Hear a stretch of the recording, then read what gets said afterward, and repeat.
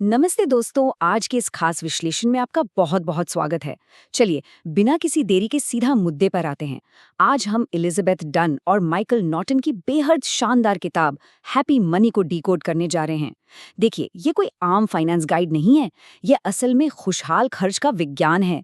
आज हम जिस सबसे बड़े आइडिया पर बात करने वाले हैं वो ये है कि हमारी रोजमर्रा की खुशी के लिए ये बात कहीं ज्यादा मायने रखती है कि हम अपना पैसा कैसे खर्च करते हैं, न कि सिर्फ ये कि हम कितना पैसा कमाते हैं।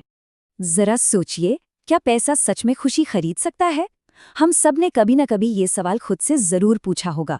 हम अक्सर मान लेते हैं कि बैंक अकाउंट में ज्यादा पैसे होने का सीधा सा मतलब है लाइफ में ज्यादा खुश होना। लेकिन पता है, रिसर्चर्स ने एक बहुत ही अजीब चीज नोटिस की है। अलग अलग देशों और लोगों की इनकम में जमीन आसमान का फर्क होने के बावजूद उनकी रोजमर्रा की खुशी में बहुत ही मामूली सा अंतर देखने को मिलता है। इसे धन का विरोधाभास या वेल्थ पैराडॉक्स कहते हैं। मतलब साफ है, सिर्फ पैसा होने से खुशी की कोई गारंटी नहीं मिलती। अब यहाँ एक बहुत ही दिलचस्प और गहरा फर्क समझना जरूरी है, धन यानी वेल्थ और उपयोगिता यानी यूटिलिटी के बीच का फर्क। देखिए, धन सिर्फ एक क्षमता है, एक टूल है आपके हाथ में, लेकिन असली जादू तो उपयोगिता में छिपा है। यानी उस क्षमता का आप इस्तेमाल कैसे करते हैं जिससे आपकी असल भलाई और खुशी पैदा हो सके। मान लीजिए दो लोग हैं जिनकी इनकम बिल्कुल बराबर है, फिर भी उनके खुश रहने का लेवल एकदम अलग हो सकता है। और ये सब इस बात पर निर्भर करता है कि वे अपना पैसा खर्च कैसे कर रहे हैं। तो आज का हमारा ये सफ़र बहुत ही मज़ेदार होने वाला है। हम खर्च करने के 5 साइकोलॉजिकल सिद्धांतों को देखेंगे। खुशी का विज्ञान, अनुभवों की अहमियत, कमी का आनंद, पेमेंट का मनोविज्ञान और दूसरों पर खर्च करने का जादुई असर।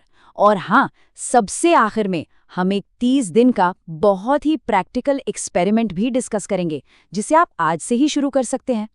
चलिए, अब अपने पहले सिद्धांत से शुरुआत करते हैं, खुशी और पैसे का विज्ञान, और देखते हैं कि बुद्धिमानी से खर्च करना आखिर इतना जरूरी क्यों है। जरा इमेजिन कीजिए, 2 परिवार हैं और दोनों का मंथली बजट बिल्कुल सेम है।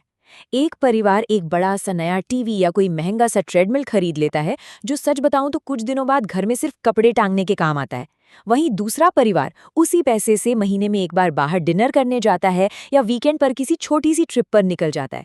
1 साल बाद जब आप देखेंगे तो साफ पता चलेगा कि उस दूसरे परिवार की बॉन्डिंग कहीं ज्यादा मजबूत है और उनकी लाइफ की सैटिस्फैक्शन भी ज्यादा टिकने वाली है।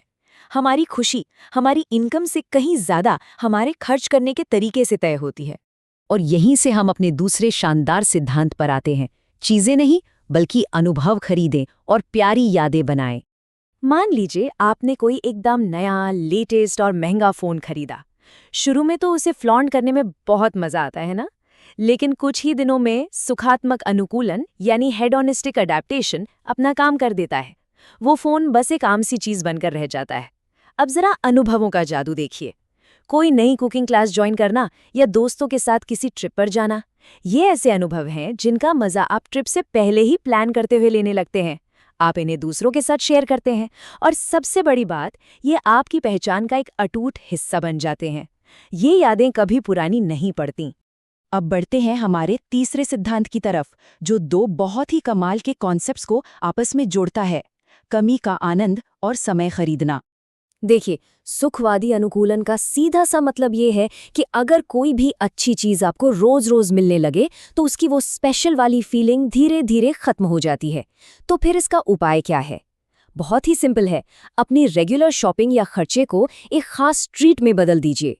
उदाहरण के लिए, अगर आप रोजाना कोई बहुत महंगी प्रीमियम कॉफी पीते हैं तो उसे रोज पीने के बजाय हफ्ते में सिर्फ एक बार की ट्रीट बना लीजिए। जब आप किसी चीज को थोड़ा कम कर देते हैं ना, तो उसकी वैल्यू और उससे मिलने वाली खुशी अचानक से वापस लौट आती है। अब जरा समय खरीदने वाले इस बेहतरीन आइडिया पर गौर करते हैं। ये टाइम ऑडिट मैट्रिक्स हमें सिखाता है कि जो काम हमें बेवजह स्ट्रेस देते हैं उन्हें हमें आउटसोर्स कर देना चाहिए। जब आप किराने की डिलीवरी के लिए थोड़ा सा डिलीवरी चार्ज देते हैं या घर की सफाई के लिए किसी को काम पर रखते हैं, तो असल में आप अपनी मेंटल पीस और अपना खाली समय खरीद रहे होते हैं। लेकिन हाँ, सबसे ज़रूरी बात यह है कि इस बचाए हुए समय का आप करते क्या हैं। इस फ्री टाइम को आपको वापस उन चीज़ों में इन्वेस्ट करना चाहिए जो आपको खुशी देती हैं, जैसे कोई हॉबी या दोस्तों और परिवार के साथ वक्त बिताना। चलिए अब अपने चौथे सिद्धांत को देखते हैं, अभी भुगतान करें, बाद में उपभोग करें। जो असल में साइकोलॉजी में पेमेंट के दर्द से निपटने का एक अचूक तरीका है। आप किसी चीज का पेमेंट कब करते हैं, इसका आपकी खुशी पर बहुत गहरा असर पड़ता है। जब आप अपनी छुट्टियों के लिए महीनों पहले ही पेमेंट कर देते हैं ना, तो ट्रिप पर पहुंचकर ऐसा लगता है जैसे सब कुछ फ्री है। वो पैसे देने का दर्द तो आप पहले ही भूल चुके होते हैं। इसके एकदम उलट आजकल जो ये अभी खरीदे बाद में भुगतान करें, यानी बाय नाउ पे लेटर वाली स्कीम्स चल रही हैं, ये बस आपकी फ्यूचर की टेंशन को बढ़ाती हैं। आप उस चीज़ का मजा ही नहीं ले पाते, क्योंकि पीछे दिमाग में हमेशा ये चलता रहता है कि यार अभी तो इसके पैसे चुकाने हैं। अब आते हैं हमारे पांचवें और शायद सबसे पावरफुल साइकोलॉजिकल सिद्धांत पर, दूसरों की खुशी में निवेश करना, जिसे प्रो सोशल स्पेंडिंग भी कहा जाता है। आपको शायद थोड़ी हैरानी हो, लेकिन साइंस कहता है कि खुद पर पैसा खर्च करने के बजाय दूसरों पर खर्च करने से हमें कहीं ज्यादा और लंबे समय तक टिकने वाली खुशी मिलती है। और इसे करने के 3 बहुत ही इफेक्टिव तरीके हैं। पहला, रिलेशनल गिफ्ट्स, यानी अपने दोस्तों के साथ कोई एक्सपीरियंस शेयर करना, जैसे किसी कॉन्सर्ट की टिकट्स लेना। दूसरा है इम्पैक्टफुल डोनेशन, जहां आप किसी ऐसी जगह दान करें जहां आप उस पैसे का असल और पॉजिटिव असर अपनी आंखों से देख सकें। और तीसरा है छोटे छोटे लेकिन लगातार किए जाने वाले दया के काम, जैसे किसी अजनबी के लिए कॉफी खरीद लेना। ये छोटी छोटी बातें ना सिर्फ हमारे रिश्तों को मजबूत करती हैं, बल्कि हमें तुरंत अंदर से एक बहुत ही अच्छी फीलिंग देती हैं। तो थ्योरी तो हमने बहुत समझ ली, अब बारी है इसे असली जिंदगी में उतारने की। सिद्धांत से सीधे प्रैक्टिस तक का हमारा एक 30 दिन का प्रयोग। चलिए अब अपने बजट को अपनी भलाई की एक लैब बना लेते हैं। वीक 0 यानी शुरुआत में आपको बस अपने खर्चों और अपने मूड को मॉनिटर करना है। वीक 1 में अपने बजट का कम से कम 20% हिस्सा अनुभवों और दूसरों पर खर्च करने के लिए अलग निकाल लें। फिर वीक 2 में चीज़ों के लिए एडवांस में पेमेंट करने की कोशिश करें और अपनी फेवरेट चीज़ों पर वो कमी का नियम लागू करें। वीक 3 में चेक करें कि आपके किस खर्च ने आपको सबसे ज़्यादा खुशी दी, यानी आपका इमोशनल रिटर्न ऑन इन्वेस्टमेंट क्या रहा। और फाइनली वीक 4 में अपनी नई और अच्छी आदतों को अपने परमानेंट मंथली बजट का हिस्सा बना लें।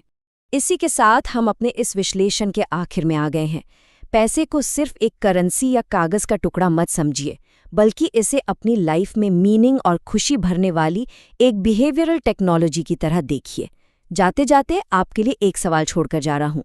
इन नई बातों को ध्यान में रखते हुए अगले हफ्ते वो कौन सी एक छोटी सी चीज़ है जिस पर खर्च करने का तरीका बदलकर आप अपनी ज़िंदगी की खुशी बढ़ा सकते हैं। इस चर्चा में मेरे साथ बने रहने के लिए आपका बहुत बहुत शुक्रिया।